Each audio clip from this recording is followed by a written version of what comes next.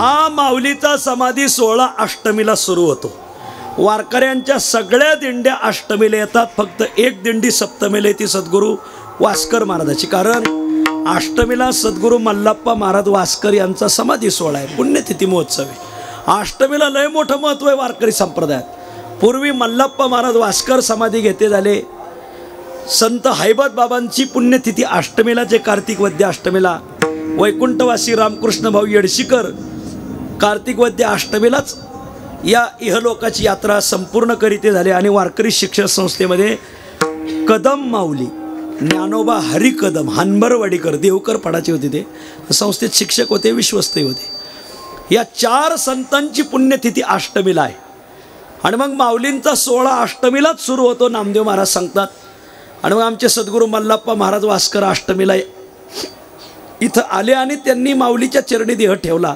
फक्त वास्कर महाराजांची दिंडी सप्तमीला येते, नाहीतर मग सगळ्या वारकऱ्याच्या दिंड्या अष्टमीला, परंपरेच्या दिंड्या.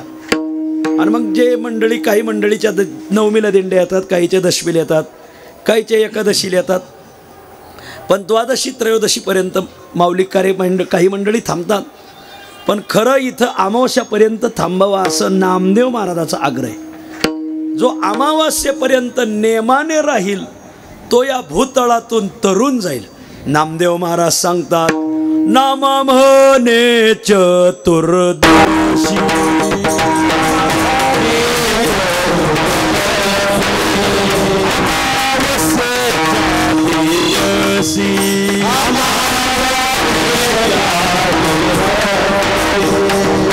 देवी राहेल निमेसी परितो करेल भूतळी.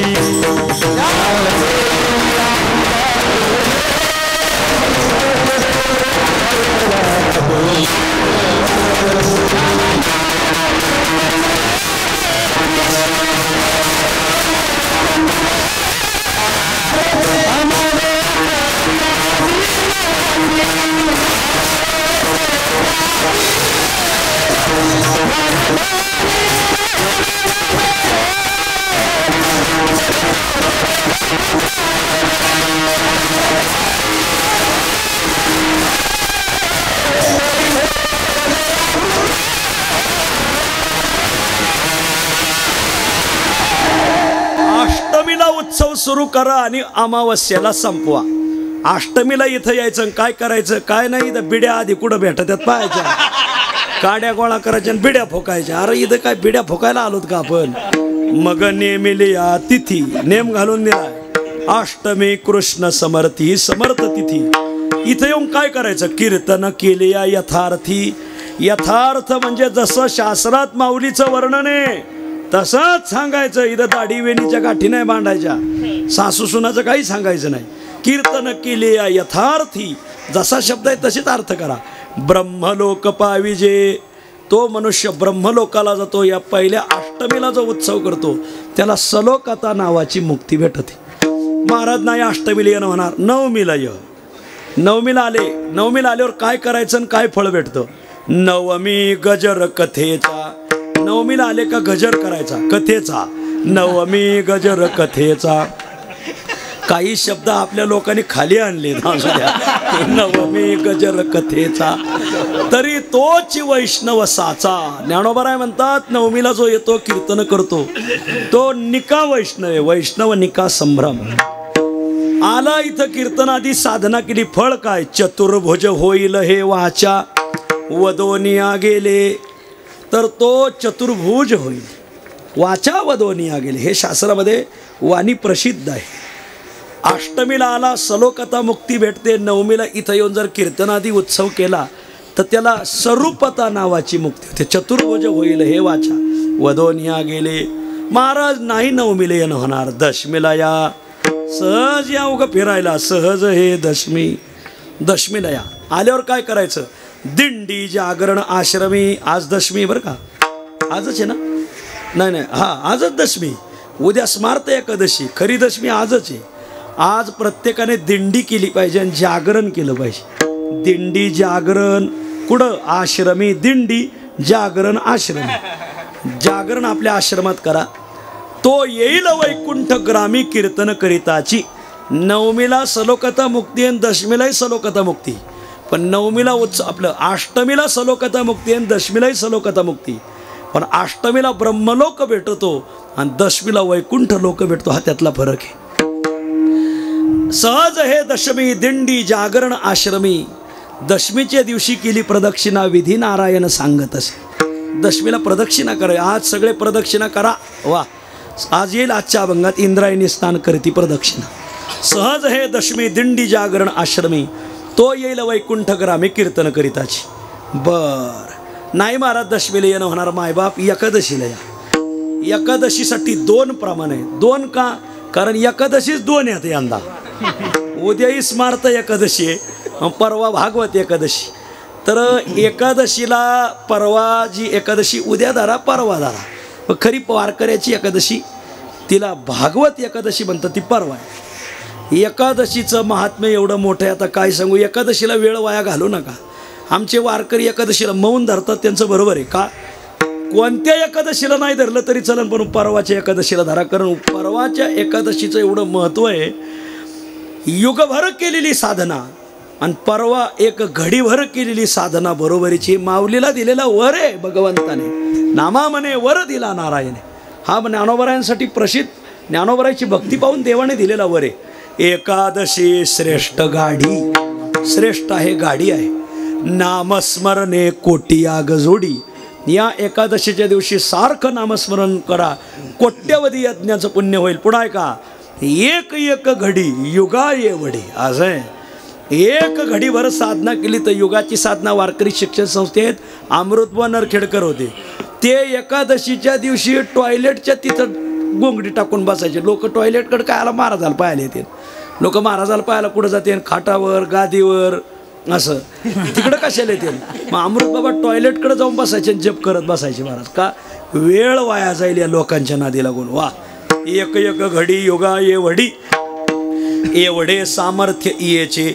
आळंदीच्या एकादशीला फार मान दिलेला आहे. वेळ वाया घालू नका.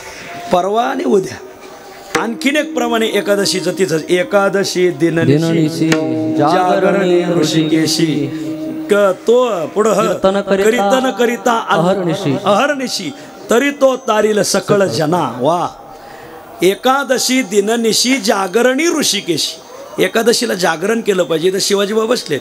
शिवाजीबा परमेश्वरबा एकादशीला रात्री झोपायत नाही, रातभर जागरण करायचे. परमेश्वरबानी रात्रीच एकदा आमच्या एकादशीला आले ते आमच्या मठात. रात्रीत मठ उठवून दिला. 12 वाजता उठा. अहो म्हणलं झोपा. आता 12 वाजता 4ला काकडा सुरू करू म्हणले. एकादशीला झोपायच नाही म्हणले. सगळे लोक परमेश्वरबा येडशीकरांनी उठवले आणि रात्री 12लाच जागरण सुरू केला. मला एकादशी दिननिशी जागरणी ऋषिकेशी. जागरण करा. आणि काय पुढं? एकादशी कीर्तन करिता अहर्निशी. एकादशीला 2 कीर्तनं केली पाहिजे. मी बरोबर 2च कीर्तन घेतलेली आहेत बघा.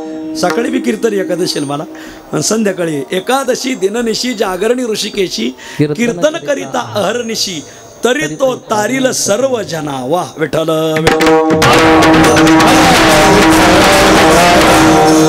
महाराज नाही एकादशीला येणं होणार. द्वादशीला या. द्वादशी क्षीरापती महोत्सव ज्ञानदेवाशी केला. वा, द्वादशीला तर महोत्सव आहे, महोत्सव. मग द्वादशीला आल्यावर काय करायचं? द्वादशी क्षीरापती. द्वादशीला संध्याकाळी क्षीरापतीचं भजन झालंच पाहिजे. आळंदीत तर केलंच पाहिजे असं नामदेव महाराजाचं प्रमाण. आता गाव इथं पती फार आलेत पण क्षीरापती काय कोणाला कळणार? द्वादशी क्षीरापती. जरा फडकऱ्याच्या दिंड्या इथं आहे बघा. दिवाळीला वर्षभर जे खातो ते दिवाळीला खायचं नाही. दिवाळीला कानवले, लाडू, करंजी आदी आदी करून खायचं. तसं वर्षभर ज्यांची कीर्तन ऐकतो त्यांची इथं आल्यावर ऐकायची नाही. इथं फडकऱ्यांची कीर्तन ऐकायची, इथं वारकऱ्याची कीर्तन ऐकायची. कारण इथला विधी नाही म्हणले गावाकडल्याच बोच ऐकू म्हणजे दिवाळीलाच पिठलं भाकरी खाल्ली असं त्याचा अर्थ. इथं जाणत्याची कीर्तन ऐकली पाहिजे महाराज. की ज्याला याचा तीर्थविधी माहिती, इथलं सगळं नियम व्रतवैकल्य माहिती आहे. तुम्ही आजरेकर महाराजाचं ऐकायला जा बघा, तुम्हाला सगळी समाधी ऐकायला भेटेल महाराज. किंवा आमचा डांग्याचा शिवराम स्वर ताल नाही पण असं सांगत आहे की स्वर तालावाल्याला सांगता नाही येणार महाराज. विठ्ठल विठ्ठल. द्वादशी क्षीरापती कीर्तन करीत आल्हादी. आल्हादी कीर्तन करायचं. द्वादशीला आल्हादाने का करायचं, कारण एकादशी निर्जला राहते आणि त्याच्यामुळे आरडाओरडा करतात. काय म्हणतात तुकाराम महाराज, हळू बोला म्हणतात तुकाराम महाराज, आरडाओरडा करू नका.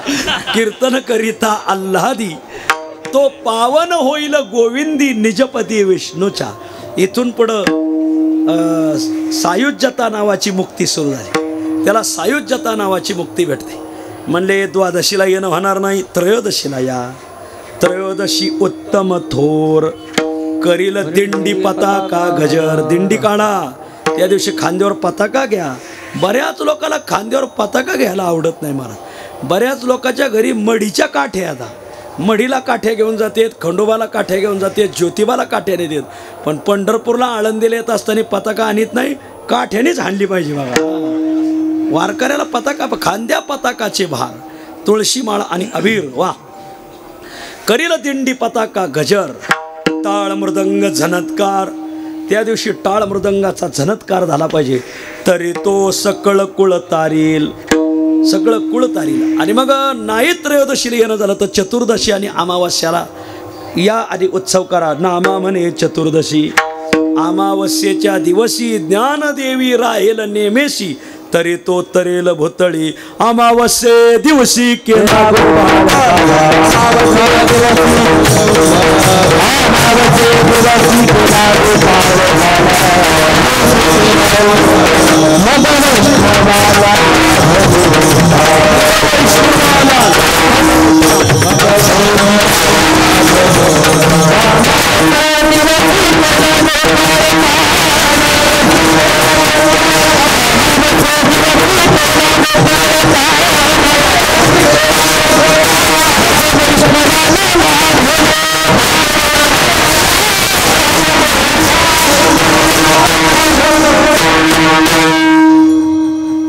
अमावस्ये दिवशी केला गोपाल काला, मग वैष्णवाला लाभ मोठा. आजही मराठवाड्यातली जी मंडळी आहे, परभणी, नांदेड, बीड, हिंगोली, ही मंडळी काला घेतल्याशिवाय जातच नाही महाराज. आमची पुणेरी नगरी, आमची मंडळी एकादशीला संध्याकाळी येते तर द्वादशी सोडायला पप्याच्या आईच्या संग घरी जाते. मला कमाल झाली. इथं थांबलं पाहिजे, साधना केली पाहिजे मला. आळंदीचा काला अमावस्याला आहे, माऊलीच्या मंदिरात अमावस्याला काला आहे, घाटावर मारुतीबा गुरव यांच्या फडावरला अमावस्याला काला आहे, डांग्यांचा अमावस्याला काला आहे. अमावस्ये दिवशी केला गोपाल काला, मग वैष्णवाला लाभ मोठा. आणि मग त्यातील नवमीपासून त्रयोदशीपर्यंत हा उत्सव इथं आपण करतात. आपल्याला द्यावे तेवढे धन्यवाद. थोडे येतं. मग आळंदीत कीर्तन म्हटलं, वारीचं कीर्तन असल्यामुळं दुसरं काही वर्णन करण्यापेक्षा आपण माऊलीच्या वर्णनाचे अभंग घ्यावे, म्हणून माऊलीच्या वर्णनाचा अभंग घेतलाय. काल एक अभंग ऐकला मी, पिकली असेंद कडूपण गेले. म्हणलं कडूपण आले गेले नाही. इथं अभंग कोणते घ्यावे? वैकुंठवासी गुरुवर्य आपलं सदानंद गुरुजी म्हणायचे, कीर्तनकाराच्या अभंगाच्या निवडीत कीर्तनकार 50% पास होतो. विठ्ठल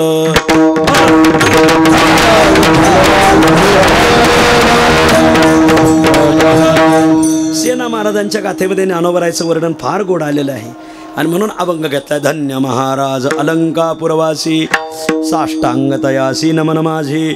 या ज्ञानदेवाचे नित्यनाम घेती वाचे, उद्धरती तयाची सकळ कुळे. आजच्या अभंगात संत शिरोमणी सेना महाराज ज्ञानोबरायांच्या अंगाने काही फलश्रुती सांगून ज्ञानोबरायाला आजच्या अभंगात धन्यता देतात. विठ्ठल या मृत्यू लोकामध्ये 2 प्रकारची जीवनं राहतात. कोणती 2 प्रकारची जीवन? एक आहे धन्य जीवन आणि एक आहे शून्य जीवन. विठ्ठल 2 प्रकारचा वर्ग या मृत्यू लोकात राहतो. एक वर्ग असा आहे की ज्याचं जीवन शून्य आणि एक वर्ग असा आहे की ज्याचं जीवन धन्य. आता तुम्ही म्हणाल शून्य जीवन कोणाचं आणि धन्य जीवन कोणाचं? धन्य जीवन आमच्या साधू संतांचं आहे आणि शून्य जीवन कोणाचं? तर अर्थातच ते शून्य जीवन आपलंच आहे, काय काळजी करू नका. शून्य जीवन आहे आम्हा जीवांचं आणि धन्य जीवन आहे संतांचं. जीवाचं जीवन शून्य का ठरलं आणि संतांचं जीवन धन्य का ठरलं, या 2 गोष्टीची मीमांसा आपल्याला पाहावयाची आहे. तर 3 माणसं जीवन शून्य जगतात आणि 3 माणसं जीवन धन्य जगतात. 3 व्यक्तींचं जीवन शून्य आहे आणि 3 व्यक्तींचं जीवन धन्य आहे. विठ्ठल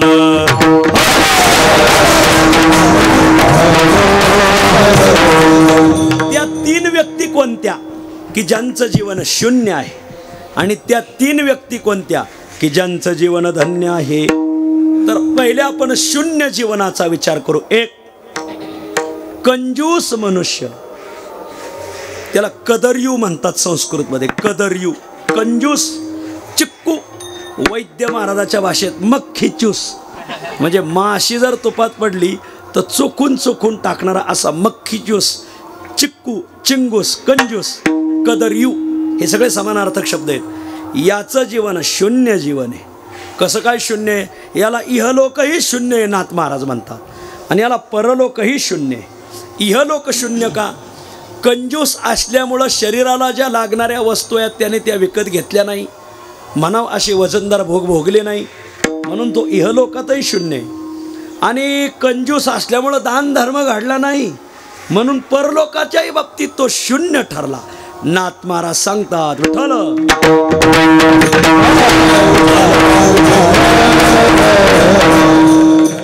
शरीरी भोग नाही जाण, या लागी इहलोक शून्य.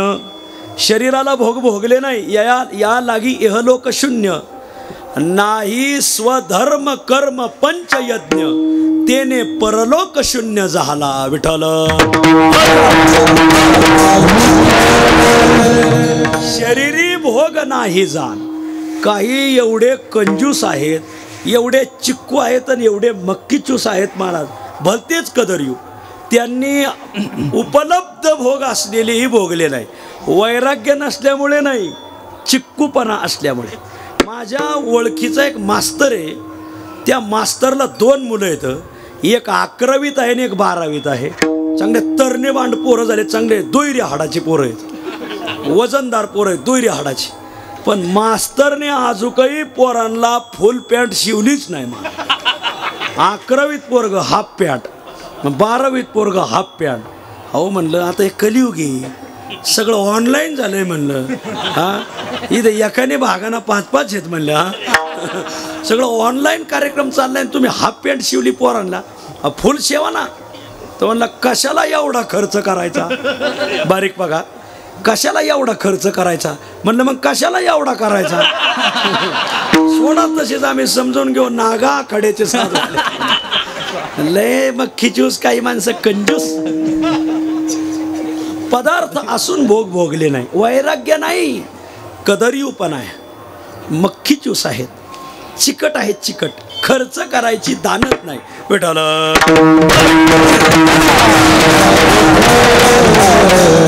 गुरुवर्य पांडुरंग महाराज वैद्य सांगायचे, एका चिक्कू माणसाच्या घरी लोकांनी बळबळ सप्त्याची पंगत घातली. पंगत घातली, मग वारकरी जेवायला आले.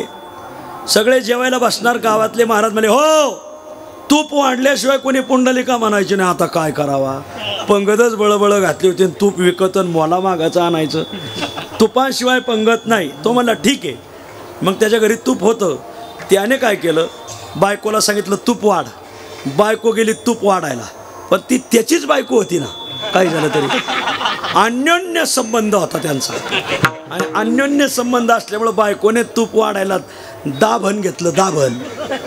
दाभण बुडायचं तुपात, 1 टिपका टाकायचा. दाभण बुडायचं, 1 टिपका टाकायचा.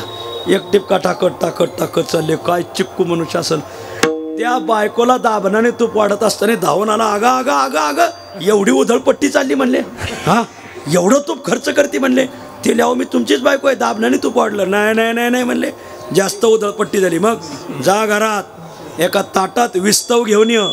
विस्तव आणला नाही, दाभणाचा एकच थेप टाकला, धूर निघायला लागला, अख्ख्या पंक्तीला दाखवला. वास घ्या, वासावर चला.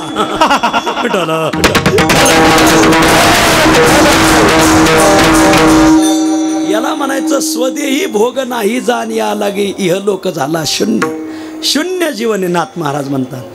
आणि दान धर्मादी पवित्र कार्य केली नाही, आणि म्हणून परलोक सुद्धा शून्य झाला.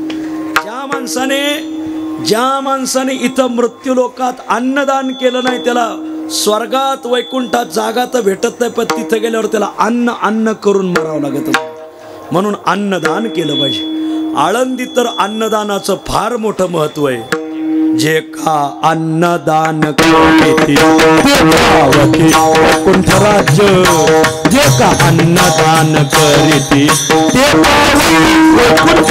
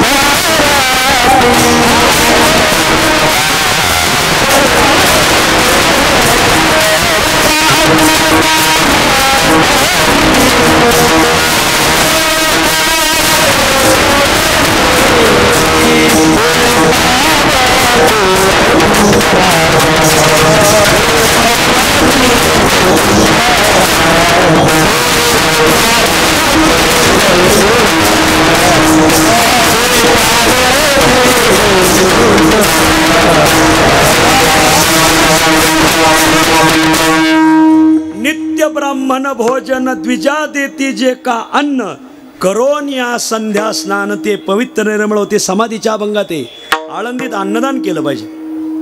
नित्य अनुष्ठान ये तीर्थी त्याचे पूर्वज उद्धरती, जे का अन्नदान करीती ते पावती वैकुंठ राजा. अजूनही एक प्रमाणे बघा, जप तप मंत्र जान कोटी याग घडले पूर्ण, अथवा द्विजा दिदलिया अन्न.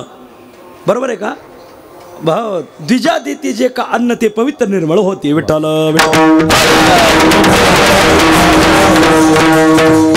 आळंदीत ज्यांच्या पंक्ती आहेत त्यांनी एकदा हात वर करा. काय पडझडे आहेत आहेत आहेत आहेत. हा घ्या खाली घ्या. हा जेवणारे हात वर करा. अरे कमाल झालेला का बापडे हो. सगळ्यांना विनंती आहे, दुकानात जा, पंगत तुमची नसेल तरी 2 किलो तांदूळ घेऊन या, आणि जिथं अन्नदान चाललंय त्यांना म्हणा एवढा शिजवा. आळंदीत आला अन्नदान न करता गेला म्हणजे खानदेशात जायचं आणि मांडा नाही खायचा, कोकणात जायचं आणि तांदूळ नाही खायचा, मराठवाड्यात जायचं शिवी नाही, आपलं आमटी नाही खायची. काय अर्थ आहे का त्याला काय? तसं आळंदीत यायचं आणि बिगर अन्नदानाचं जायचं. येरी जवळचा वाफा कोरडा राहिला. विठ्ठल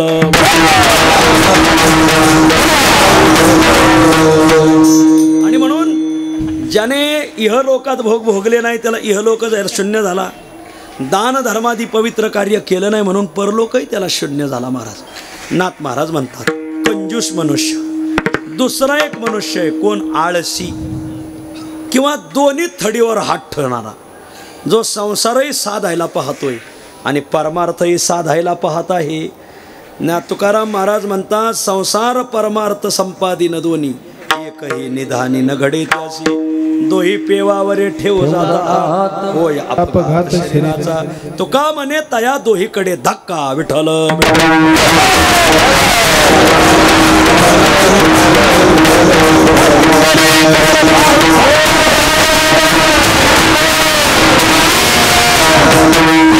जनार्दनी वाया गेले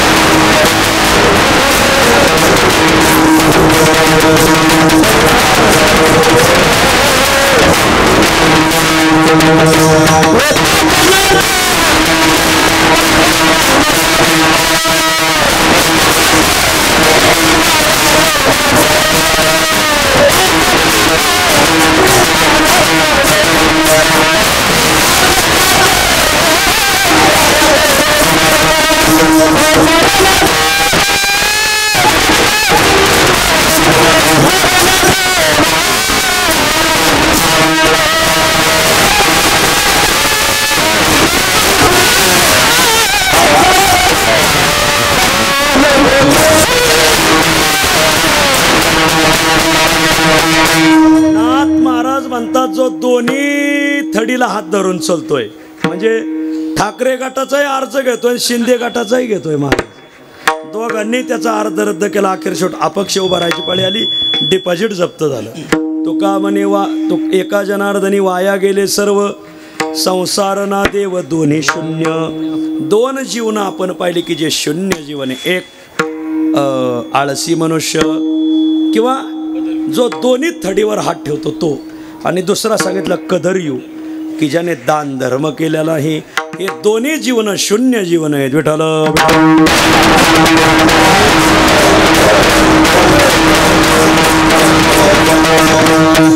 हे दोन जीवन शून्य आहेत.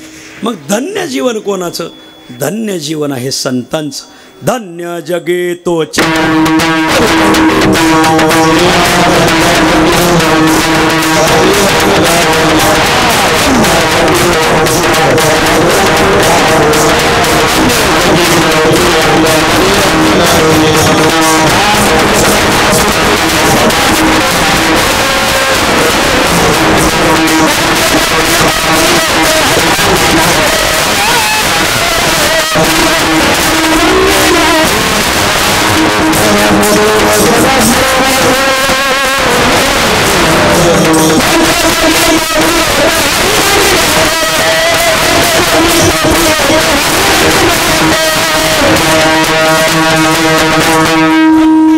तोची एक हरिरंगी नाचे. धन्य जीवन कोणाचं? मृत्यूलोकात आलाय, विषयाच्या रंगात न रंगता हरीच्या रंगात रंगला. धन्य तुका म्हणे जन्मातीच आले, हरिरंगी रंगले सर्व भावे. भगवंताच्या रंगात जो रंगला, रंगी रंगे रे श्रीरंगी, काय बोललासी पतंगे. रंग श्रीरंगाचा उमटला शरीरा. श्रीरंगाचा रंग ज्यांच्या अंतकरणात उमटलेला आहे, भगवंताच्या रंगात जे रंगून गेले. रंग लुटिला बहुती शुक नारदादी संती, रंग लुटा माझे बाप सत्य करोनिया माप. असा जो भगवंताच्या रंगात जो रंगलेला आहे, धन्य तुका म्हणे जन्मातीच आले, हरिरंगी रंगले सर्व भावे. आणखी धन्य कोण? जो वारी करतो तो धन्य आहे. गावगाव वारी करा सांगणारे फार आहेत, वारी करणारे थोडे आहेत मला. ते वारीला येतात, फक्त कुठे येतात? वाखरीला येतात फोटो काढायला. आणि तिथे येतात आपल्या वारकऱ्याचा टाळ, इकडे घ्या इकडे घ्या, वारकऱ्याचा टाळ घ्यायचा, आपलं काहीतरी पावल्या बिवल्या खेळायच्या. आणि मग ते लोक त्यांचे फोटो काढतात, स्टेटसवर ठेवतात. हे भजनात दंगले वाकरी देऊन, आणि आम्ही काय वाटाने काय मकाची कंच भाजीत आलतो. हे भजनात दंगले, आम्ही काय बिड्या फोकीत आलो का वाटाने. जो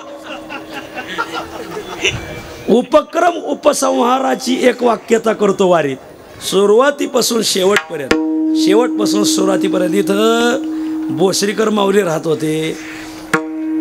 तिसरा करणा होण्याच्या आधी ते तयार राहायचे. कर्णावाल्यापाशी जेवण उभं राहायचे, बैलावाल्यापाशी. तिसरा करणा, भोसरीकर माऊलीत पहिला टाळ. संगत चालणार महाराज. भोसरीकर माऊली आमचे रामचंद्र बा, परकाळ्याचा रामभाऊ, काथापाठ माणसं महाराज, लय सेवाधारी. काय बोलायचे, शेवेला बांधील. इथून निघाले तिथपर्यंत, तिथून निघाले.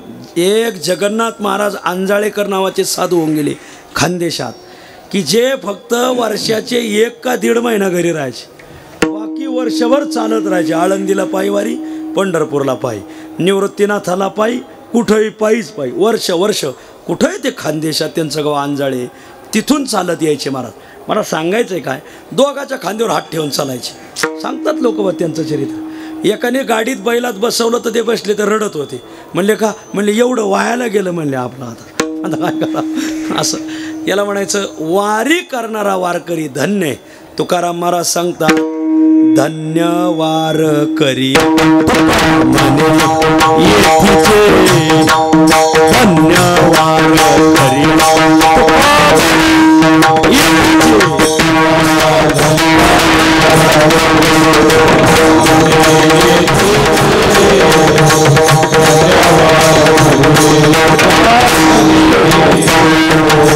अनुपम्य इची थोरी भोई कुंठ महीवरी.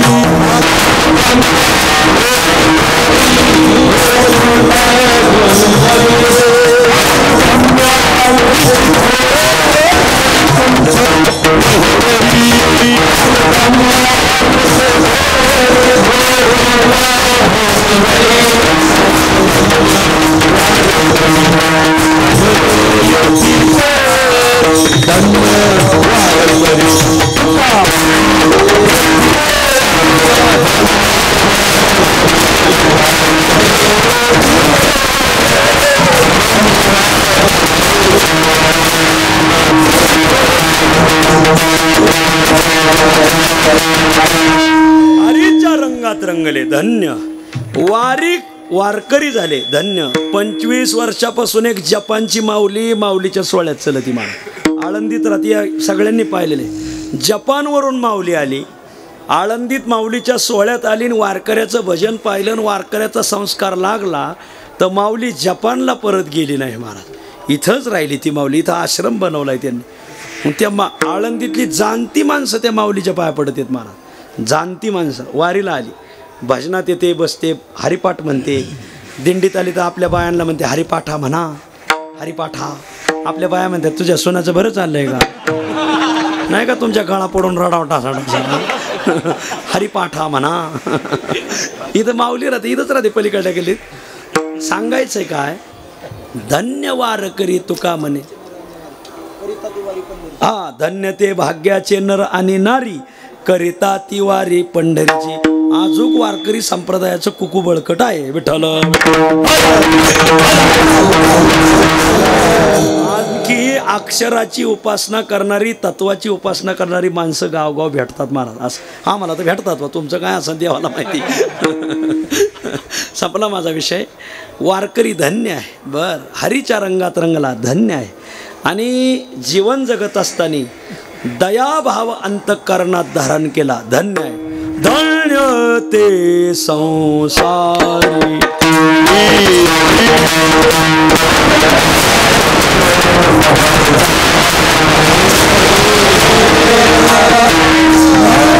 ते संसारी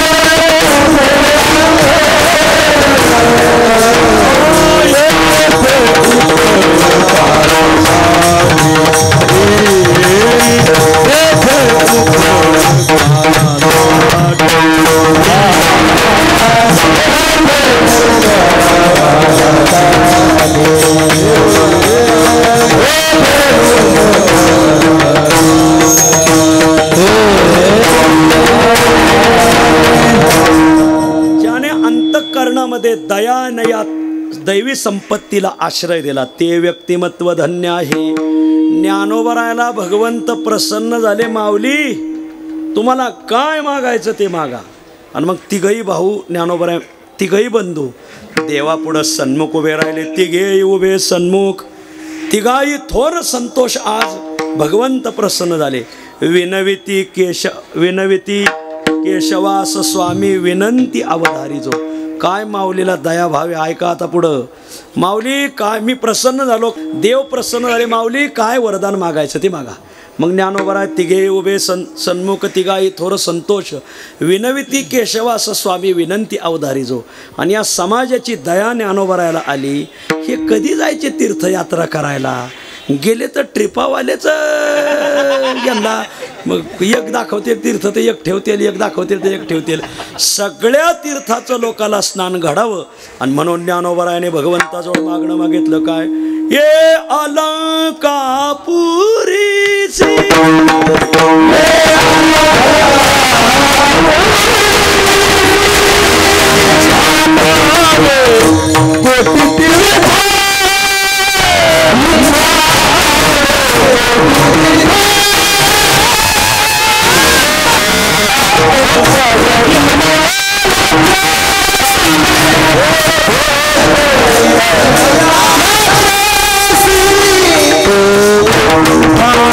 See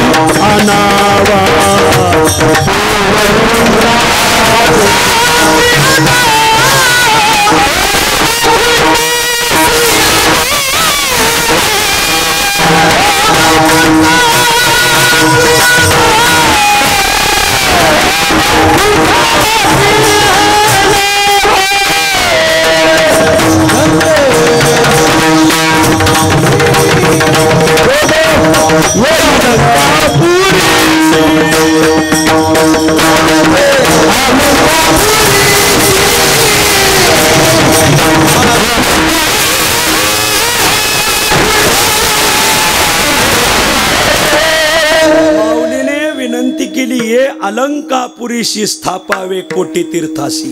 कधी लोकाला इथंच ना लोक तीर्थाला जायचे. कोट्यावधी तीर्थ आळंदीत आणून माऊलीने घातले. ये अलंकापुरीशी स्थापावे कोटी तीर्थाशी, जो जो भक्त येईल स्नानासी. जो जो म्हणजे जो अधिकारी जो अनधिकारी कसा येऊ द्या, जो जो भक्त येईल स्नानाशी तो वैकुंठाशी आणावा. आईशी ऐकोनी श्रीहरी म्हणे धन्य धन्य तुमची वैखरी.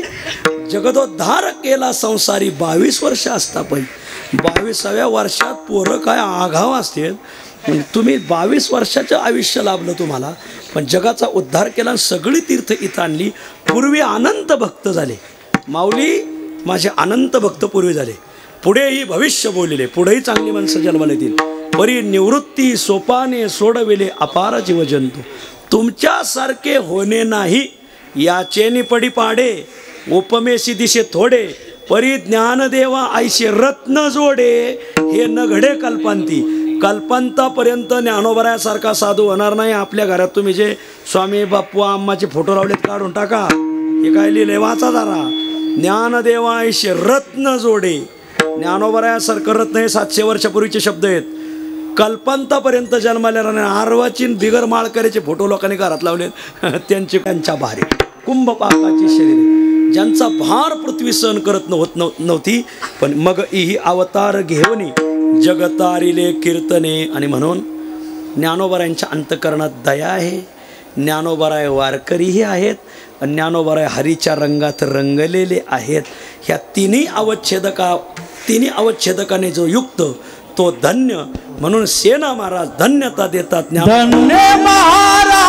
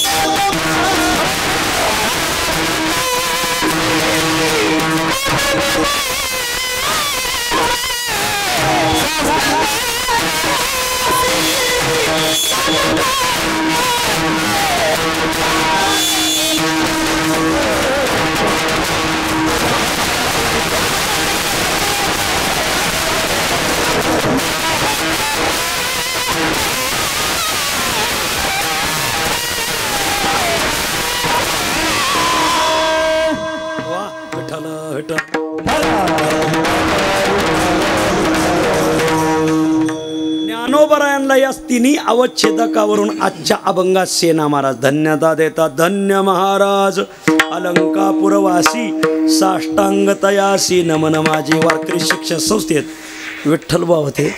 विठ्ठल महाराज आता मी महाराज म्हणतोय, त्यांना महाराज म्हणण्याला राग यायचा. विठ्ठल बुवा आता बुवा म्हणतो. बुवा म्हणायचे हे बुवा मला महाराज म्हणायचं नाही. महाराज फक्त ज्ञानोबराय म्हणजे संताला आणि देवाला म्हणायचं. देव महाराजे पंढरपूर पाट निघा महाराज सार्वभौम पंढरपूर पाट निघा महाराज सार्वभौम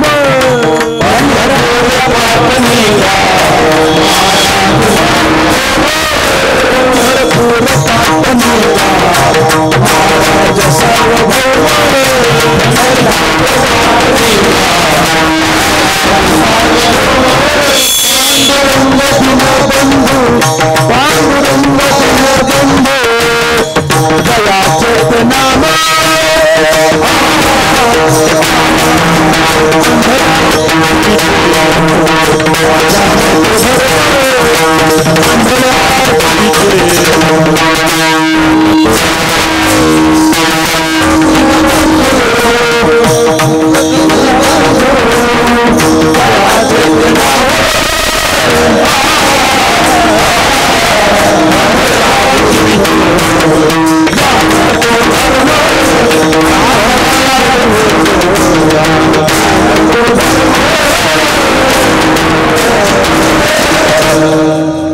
मायबाप जनतेला प्रार्थना आहे. इथं जवळ हनुमंत महाराज मती राहतात बघा.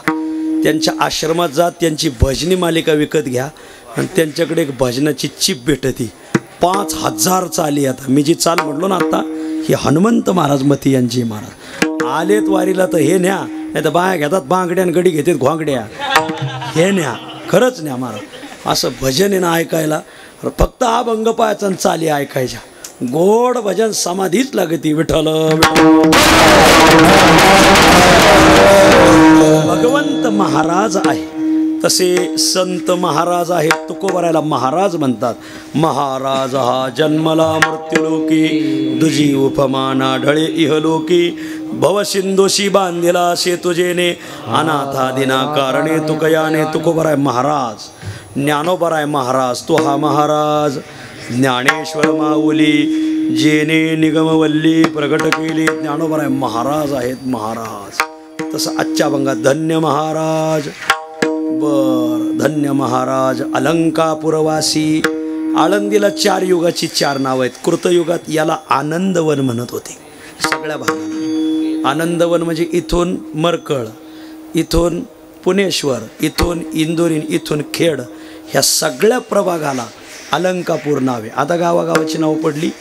आळंदी गाव वेगळं, अलंकापूर वेगळं. ह्या सगळ्या भागाला अलंकापूर म्हणतात. आणि मग याला कृतयुगामध्ये आनंदवन नावे. इथं कुऱ्हाडे माऊली पत्रकार बसलेत, गावकरीच आहेत ते, ज्ञानेश्वर कुऱ्हाडे. त्यांनी ह्या घटना वेळोवेळी छापलेल्या आहेत. तुम्ही त्यांचे सगळे लेख वाचा, वाचण्यासारखे. आळंदीला कृतयुगामध्ये नाव होतं आनंदवन. कृतेच आनंदम ब्रूयात. कृतयुगामध्ये याला आनंदवन म्हणतात. कृतयुग संपलं, त्रेतायुग लागलं. त्रेतायाम वारुणम स्मृतम. त्रेतायुगामध्ये याचं नाव वारुण होतं. त्रेतायुग संपलं, द्वापारयुग सुरू झालं. द्वापारे कापिलम ब्रूयात. द्वापार युगामध्ये याला कापिलं नाव पडलं. आणि कलियुगामध्ये कलोबृते अलंकापुरीम. कलियुगामध्ये याला अलंकापुरी म्हणतात. स्वतः कुबेर आपली अलकावती नगरी घेऊन इथं राहिला म्हणून नाव पडलं अलंकावती. पण हा इतिहास आपण काल ज्ञानेश्वरी मंदिरात पाहिलाय म्हणून आज आपल्याला सांगायचं नाही. धन्य महाराज अलंकापुरवासी. अलंकापुरवासी आळंदीत ज्ञानोबराय राहतात. कधीपासून राहतात आणि कुठपर्यंत राहतील? विठ्ठल ज्ञानोबराय इथं राहायला कधी आले आणि कुठपर्यंत राहतील? इथलं कोणीच नाही. इथले फक्त दोघंच येतं, सिद्धेश्वर ज्ञानोबराय. कोण माणसं इथं कुठून आली त्यांच्या गावा नावासकट आम्हाला माहिती. मला इथली महाराज मंडळी कुठून आली इथं काय सांगायची गरजच नाही. पण इथली गावकरी मंडळी, कोराडे मंडळी कुठून आले, रानवडे कुठून आले, भोसले कुठून आले, आणखी कोण आहे तिथं, गुंडरे पाटील कुठून आले, ही सगळी मंडळी बाहेरून कुठून आली याचा इतिहास आहे. आज तो आपला विषय नाही. ज्ञानोबराय मात्र इथले मूळ निवासी आहेत. का बरं? ज्ञानोबरायाची समाधी ही 108वी. इथं यापूर्वी 107 समाध्या माऊलीने घेतल्यात. 78 वेळ समाधी निश्चळ. पूर्वी तुझे स्थळ वाहनाखाली. ज्ञानोबरायची पूर्वीचीच इथं समाधी. कृता त्रेता द्वापार येथे सकलांची समाधी.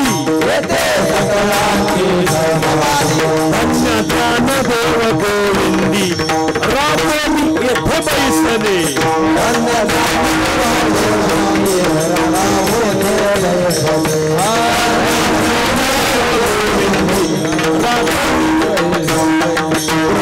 योगी क्षेत्र आधी